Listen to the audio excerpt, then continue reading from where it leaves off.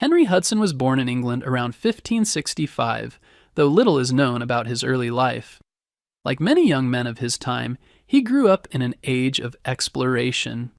Europe was bursting with curiosity about the world.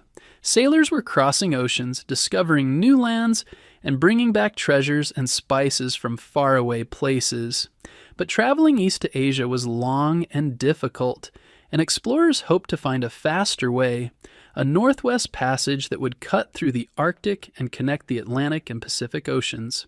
Hudson was an experienced sailor and navigator, known for his courage and determination.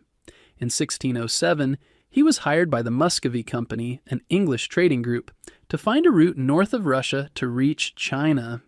He set out in a small ship called the Hopewell with a crew of just 10 men. They sailed past Norway and into the icy Arctic Ocean, further north than almost anyone had gone before. There they saw towering icebergs and endless sheets of ice. Though they never found the passage, Hudson's reports gave Europe valuable information about the Arctic. Not ready to give up, Hudson tried again the following year. He sailed even farther north, this time reaching an area near what we now call Spitsbergen in the Svalbard Islands. Once again, ice blocked his way. The cold was fierce and the crew suffered greatly, but Hudson's determination only grew stronger. He was convinced the northern route existed. He just had to find it. In 1609, Hudson began his third and most famous voyage. This time he was hired by the Dutch East India Company, one of the richest and most powerful trading companies in the world. They wanted him to find a northeastern passage above Russia, but once again, the ice made it impossible. Hudson decided to try a different idea. Instead of turning back, he sailed west across the Atlantic Ocean toward North America. After weeks at sea, Hudson's ship, the Half Moon, or Half Moon, reached the coast of what is now Canada, and then turned south along the American coastline. The crew sailed past what would later become Maine and Massachusetts, exploring strange lands and meeting native peoples who lived along the shore. Eventually, Hudson entered a wide bay and then a long river, today known as the Hudson River.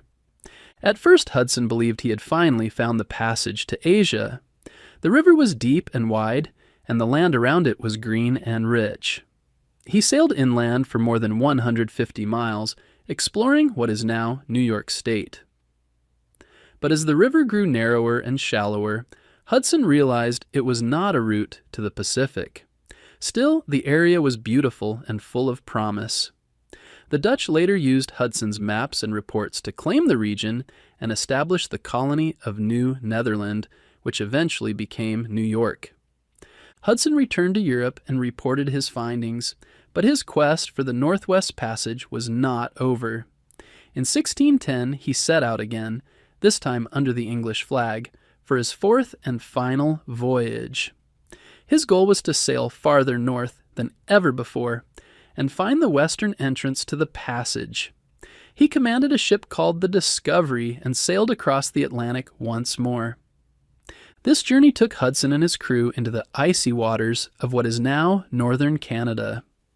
They passed through a narrow strait that now bears his name, the Hudson Strait, and entered a massive inland sea, which Hudson believed might be the Pacific Ocean. In reality, he had discovered Hudson Bay, one of the largest bays in the world. Excited, Hudson spent months exploring its coastlines, convinced that an outlet to the Pacific must be near. But the brutal Arctic winter soon set in. The ship became trapped in ice, and food ran short. The crew suffered from hunger, cold, and exhaustion. When spring came, Hudson wanted to continue exploring, but his crew had lost faith. In June 1611, a mutiny broke out. The unhappy sailors seized control of the ship, forcing Hudson, his teenage son, and several loyal crew members into a small boat. They were left adrift in the freezing bay and were never seen again. Their fate remains one of the great mysteries of exploration. Even though Henry Hudson never found the Northwest Passage, his voyages changed history. He explored areas that would become important for trade and settlement, and his name lives on in the Hudson River, Hudson Bay, and Hudson Strait. His courage and persistence helped map parts of the world that were once unknown, and his stories inspired generations of explorers who followed. Hudson's journeys also remind us of the risks and challenges faced by early explorers. They sailed into the unknown with only basic maps, simple instruments, and unshakable faith in their goals. They faced storms, hunger, and ice, driven by a desire to discover new lands and connect distant worlds.